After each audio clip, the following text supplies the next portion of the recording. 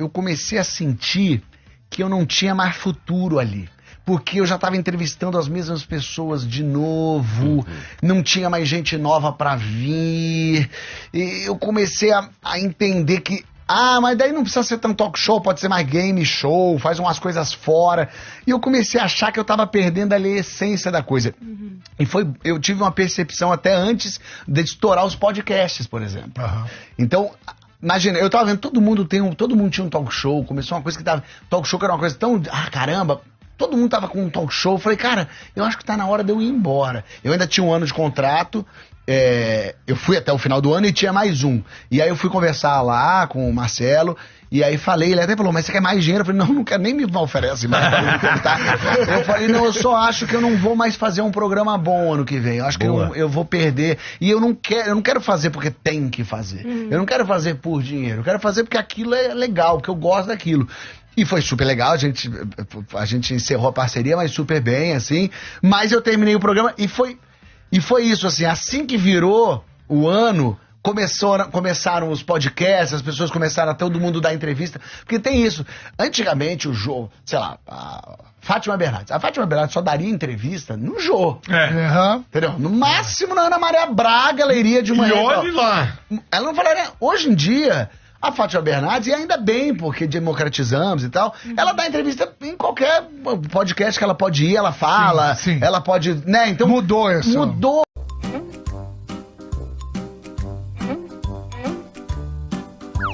Não tem como resistir, né? Dia 1º de abril, 10:55 da noite, o sucesso está de volta. Fábrica de Casamentos.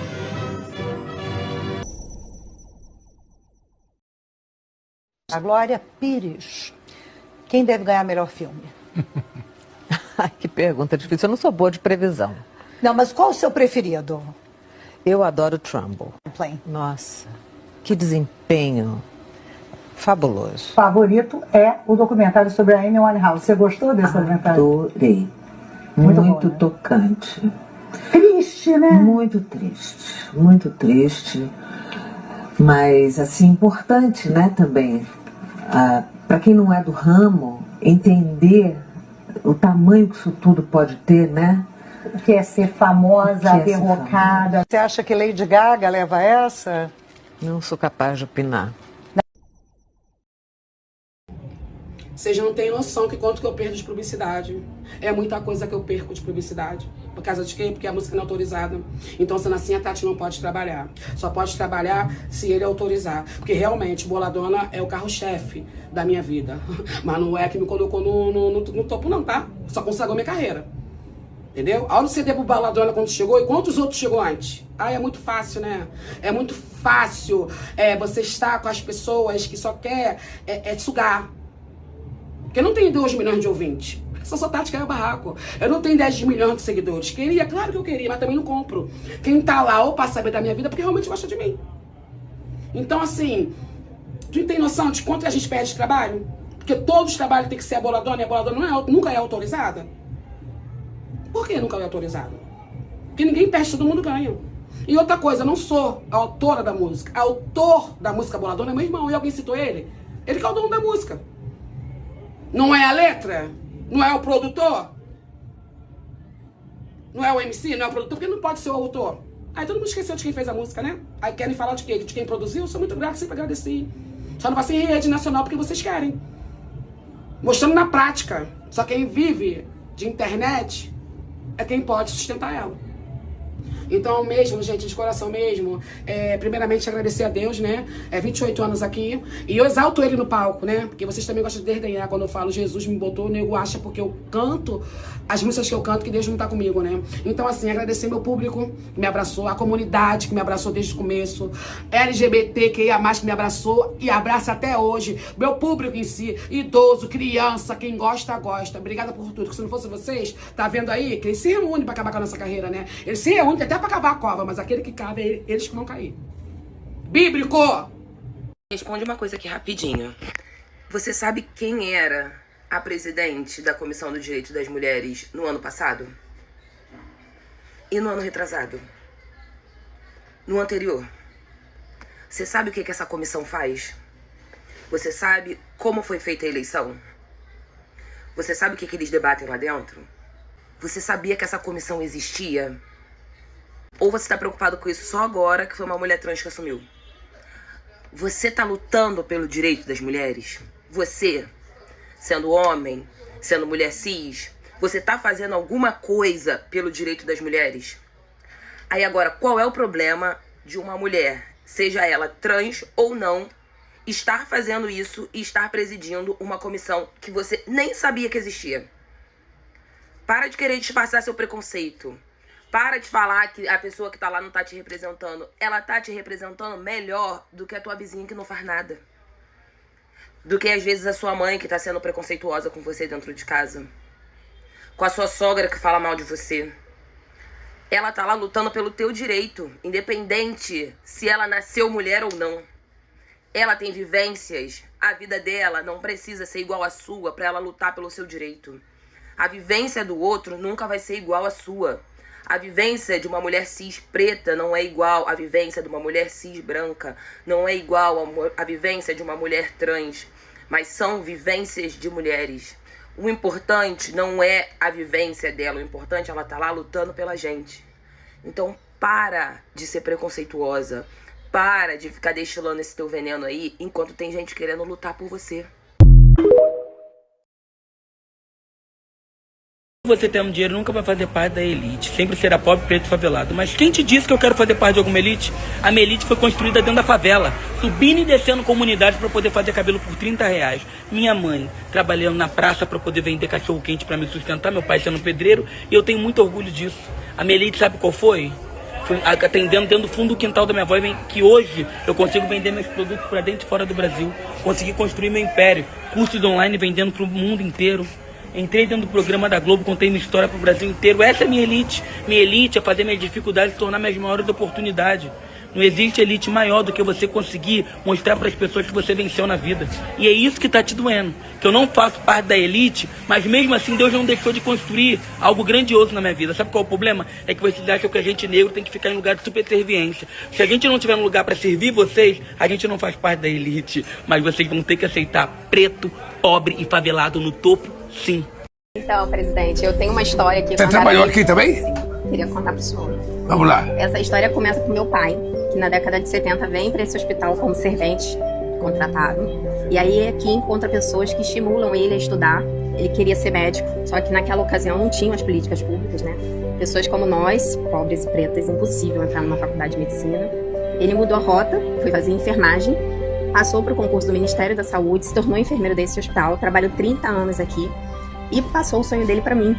Ele investiu tudo que ele podia na filha e aos 16 anos, o senhor sabe, eu entrei para a Faculdade de Medicina, Universidade Federal dessa cidade, fiz a faculdade e logo no início eu vim para esse hospital, estagiei em todos os setores que a gente pode imaginar aqui e fiquei 6 anos, foi aqui que eu aprendi medicina, foi aqui que foi minha escola médica de verdade. E para nossa surpresa, no meu último ano de faculdade, teve um concurso para a Prefeitura do Rio. Eu fiz esse concurso ainda sem o registro, mas logo depois, com 2 meses formada, eu fui chamada e vim trabalhar. Entro nesse hospital não como estagiária, mas como médica, servidora. E consigo trabalhar com meu pai no CTI. Eu como médica e ele como enfermeiro. Esse momento foi muito significativo para nossa família. Hoje eu tenho uma dimensão maior do que isso significou para ele, né? E o que eu quero dizer para o senhor é que o incentivo que o senhor dá para as pessoas e as oportunidades de políticas públicas, pessoas como nós, não muda só a vida daquela pessoa e daquela família, mas transforma as gerações futuras. É muito impactante, presidente. E hoje eu estou muito honrada de estar aqui contando essa história para o senhor. E eu tenho certeza que meu pai lá de cima, aquele menino que foi abandonado, que vendeu limão no sinal para sobreviver, que foi servente desse hospital, depois enfermeiro concursado, hoje ele tá lá de cima vendo a filha dele entrando no hospital do Andaraí, não como estagiária e nem como médica servidora, mas como médica da Presidência da República.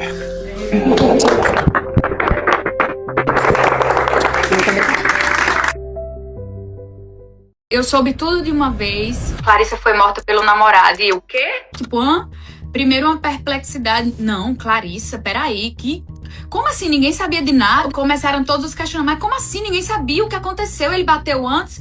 A gente queria encontrar uma lógica que não existe. A gente queria uma razão que não existe. Sabe a melhor amiga da sua irmã? É meio que isso. E aí eu acompanhei toda a adolescência ali, a fase adulta delas, os primeiros namorados. Clarice sempre foi uma menina mais tímida, sempre foi uma menina mais recatada. Diferente da gente, que era mais expansiva e saía e arrumava namorados. Clarissa não. Quando eu falo que eu queria ter tido a chance de poder ajudá-la, eu queria que ela tivesse a chance de pedir socorro pra gente ter evitado o que aconteceu, mas não foi o caso. E aí, quando aconteceu tudo isso, eu acho que nós mulheres, quando assistimos esses casos pela TV, ou uma amiga de uma amiga, a gente sempre se coloca no lugar, mas com Clarice eu senti o gosto. Eram coisas muito sutis, do tipo ciúmes, do tipo não querer que ela saísse, umas coisas sutis,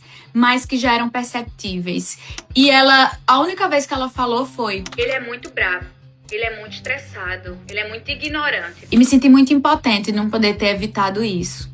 E eu prometi pra família, pras amigas e pra ela que eu ia fazer tudo que eu pudesse, não tem como trazê-la de volta, mas pra amenizar essa dor.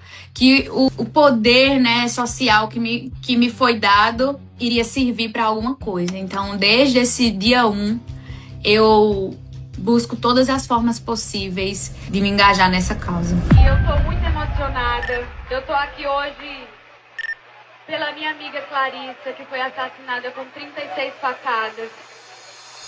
O que acontece? O Deiavor Caro é preso. Se ele gasta 400 milhões numa casa em Trancoso, imagina quanto ele não vai gastar pra tentar sair da cadeia. Então não é que ele tem um bom advogado, 2 bons advogados, 3 bons advogados. No início ele tinha 5 bancas trabalhando pra ele. Esses advogados vão atrás do que funciona muito no Brasil, que é buscar algum tipo de nulidade, algum tipo de coisa que tenha passado batido. E eles encontram uma pasta, tava no meio dos autos, e que mencionava um deputado federal do PL da Bahia. O nome do deputado é João Carlos Bacelar. E é importante para quem está nos assistindo aqui que até hoje não se provou que tinha nada de criminoso relacionado a isso. Porém, o que diz a lei? Se você tem uma pessoa com foro de prerrogativa, ou o antigo foro privilegiado que se falava, né? Você envia para o juízo que tem de olhar aquele caso. Deputados, senadores, ministros e presidente da República, o foro é no Supremo.